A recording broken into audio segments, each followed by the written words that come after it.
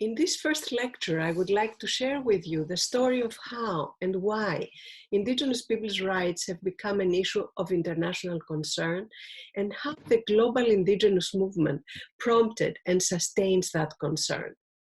In 1923, Cayuga Chief Tezcahe traveled to Geneva as the representative of the Six Nations of the Iroquois to the League of Nations, the precursor of the United Nations, to plead for the cause of his people, their right to live freely on their own lands, practice their own religion, and follow their own laws. After a year of advocating before the League of Nations to recognize the Iroquois, Chief Tezcahe's requests were denied, met with what he called cruel indifference, and he was forced to return home. A similar journey was made by Maori religious leader W.T. Ratana.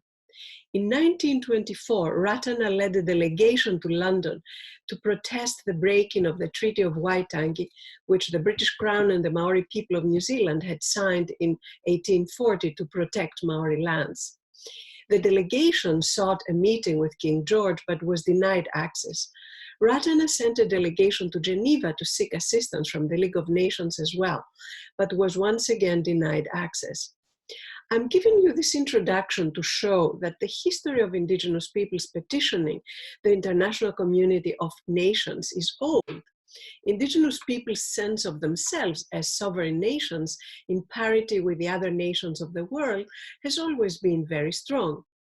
The fact that states, the colonizing powers, enacted treaties with many Indigenous peoples is a testimony that Indigenous peoples were viewed as sovereign, not only by themselves, but by states as well. In this module, I will address the following broad questions.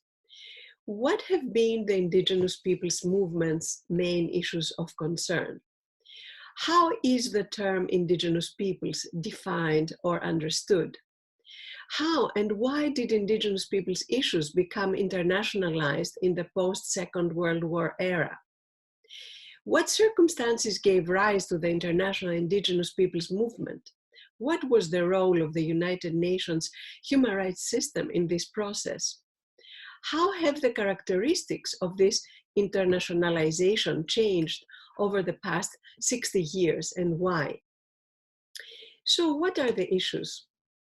Indigenous peoples are estimated to number some 476.6 million, and they represent 6.2% of the world's population. They live in some 90 countries. It is also estimated that they represent as many as 5,000 different indigenous cultures. This means that while indigenous peoples constitute a numerical minority, they nonetheless account for most of the world's cultural diversity. Furthermore, indigenous lands spread over 22% of the earth and account for 80% of the world's biodiversity. Around the world, indigenous people's situation remains critical. It is estimated that there exist between 6,000 and 7,000 languages in the world today, a great majority of which are spoken by indigenous peoples. Yet experts estimate that roughly 90% of these languages may become extinct within the next 100 years.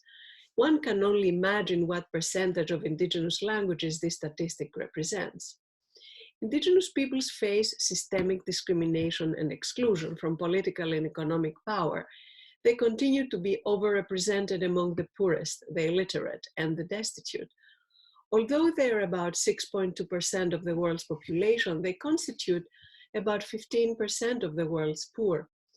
Even in so-called developed countries, indigenous peoples consistently lag behind the non-indigenous population in most indicators of well-being. They live shorter lives, have poorer health, receive less education, and endure higher unemployment rates. An Aboriginal child in Australia today, for example, can expect to die almost 20 years earlier than his non-native compatriot.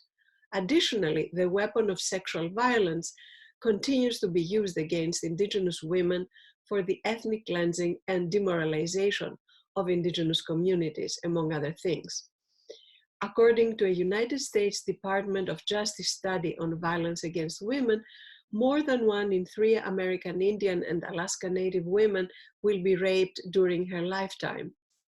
And last but not least, the dominant development paradigm's endless hunger for natural resources has led to the continued exploitation of indigenous lands by corporations, especially extractive industries, thus depriving indigenous communities of their basic livelihood and resulting in further displacement, violence, and marginalization.